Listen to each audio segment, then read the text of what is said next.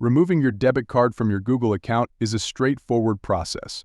You can eliminate all information related to your debit card, whether it's a Visa, MasterCard, Discover, or any other type. I'll guide you through the steps. First, open Google, whether through your Chrome browser or any other. Ensure that you're logged into your Google account. Click on your profile icon at the top right, then select Manage your Google account. Next, navigate to Data Privacy if you wish to remove account information from Google Play Store. Go to Payment and Subscription and click on Manage Payment Methods. Here, you'll see your Google Payment Center, where you can remove your payment method by clicking on the appropriate option. To remove your debit card information, go to the search bar at the top right and type Password Manager or simply Password. Click on Password Manager from the search results. You'll see a list of saved passwords, including any saved debit or credit card information.